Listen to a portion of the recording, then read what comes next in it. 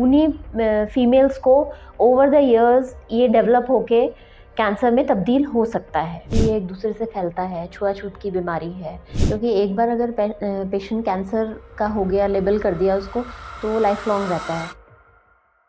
तो hi everyone, आज है हम डॉक्टर अनीता मलिक के साथ, जो है सीनियर कंसल्टेंट रेडियो ऑन्कोलॉजिस्ट, जो प्रैक्टिस करती हैं फोर्टिस हॉस्पिटल नोएडा सेक्टर 62 में। तो आज हम इनसे बात करने जा रहे हैं सर्वाइकल कैंसर के बारे में। Hi doctor Malik, as a leading radio oncologist, क्या आप हमारे व्यूअर्स को थोड़ा ओवरव्यू दे सकती हैं कि सर्विकल कैंसर क्या होता है एंड ये डेवलप कैसे होता है?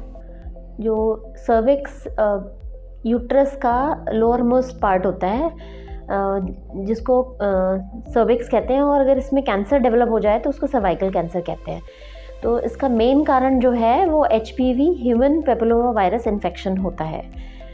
तो आमतौर पे 80% से ज़्यादा फीमेल्स इस वायरस से इन्फेक्टेड होते हैं, बट लेकिन वही फीमेल्स जिनका इम्यून सिस्टम लो है, और उन्हीं फीमेल्स को ओवर द इयर्स ये डेवलप होके कैंसर में तब्दील हो सकता है।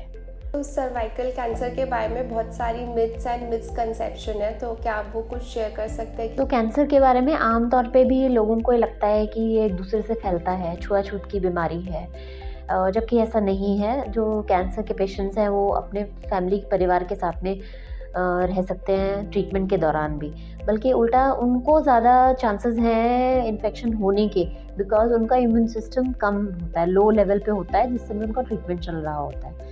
दूसरी चीज़ सर्वाइकल कैंसर के बारे में है कि ऑपरेशन ही इसका ट्रीटमेंट है, ऐसा नहीं है।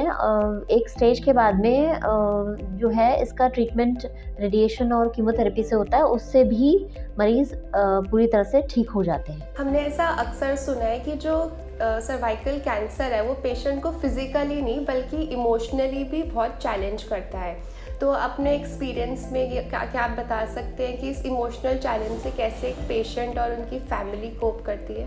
कैंसर अपने आप में ही एक भयानक बीमारी मानते हैं, क्योंकि एक बार अगर पेशेंट कैंसर का हो गया, लेबल कर दिया उसको, तो वो लाइफ लॉन्ग रहता है। पर ऐसा नहीं है, कैंसर क्योर भी हो जाते हैं। अगर अर्ली स्टेज में हम उसको डिटेक्ट करते हैं तो वो क्योरेबल भी होते हैं। सो फैमिली को और पेशेंट को हमें यही समझाना चाहिए कि उनको यही बताना चाहिए कि उनके चांसेस कितने अच्छे हैं कैंसर के, क्योंकि अगर वो अर्ली स्टेज में हमारे पास आ गए हैं तो उनको यही रिएश्योरेंस देने की ज़रूरत होती है। तो डॉक्टर, आपको क्या लगता है कि इंश्योरेंस समाधान एंड मेडिकल फर्टर्निटी मिलकर पेशेंट्स एंड उनके अटेंडेंट्स के लिए क्या हेल्प कर सकती है उनके क्लेम सेटलमेंट में? सो मेडिकल फर्टर्निटी जो है वो उन एजेंट्स को एजुकेट कर सकते हैं, क्योंकि जो इंश्योरेंस दे रहे हैं लोगों को, उनको खुद नहीं पता होता है उनकी क्या कंडीशंस हैं, क्या सिचुएशंस हैं। तो छोटे छोटे सेमिनार्स करा सकते हैं, हम उन एजेंट्स को एजुकेट कर सकते हैं, ताकि जो उनके जो बीच का गैप है वो हम उसको फिल कर सकें। कई बार जो पेशेंट्स हैं और एजेंट्स हैं उनको भी नहीं पता होते टर्म्स एंड कंडीशन, तो हम पेशेंट्स को भी एजुकेट कर सकते हैं और एजेंट्स को भी एजुकेट कर सकते हैं। छोटे छोटे सेमिनार्स से उनको हम बता सकते हैं कि कैसे हम पेशेंट्स की हेल्प करें। तो ये जो कंपनी के ज़रिए हम उन लोगों को एजुकेट कर सकते हैं और उनको कनेक्ट कर सकते हैं। सो लास्ट क्वेश्चन, कि आपको क्या लगता है कि ये सर्विकल कैंसर में आगे जाके क्या एडवांसमेंट होंगे, और ये एडवांसमेंट इंश्योरेंस लैंडस्केप पे क्या इफेक्ट करेंगे पेशेंट्स के लिए? तो सर्वाइकल कैंसर ही नहीं, सारे कैंसर्स में ट्रीटमेंट में बहुत चेंजेस आ रहे हैं। टेक्नोलॉजी कहिए या मेडिसिन्स हैं, कीमोथेरेपी है, इम्यूनोथेरेपी है। तो सर्वाइकल कैंसर जो है उसमें काफ़ी एडवांसमेंट हो गया है ट्रीटमेंट्स में, उनकी टेक्निक्स में, मेडिसिन्स में, ड्रग्स में, सारे कैंसर्स में ही जो ट्रीटमेंट है काफ़ी एडवांस हो गए हैं। तो और कॉस्टली हो गए हैं ट्रीटमेंट्स, तो इस कारण से रिजेक्शंस काफ़ी आते हैं।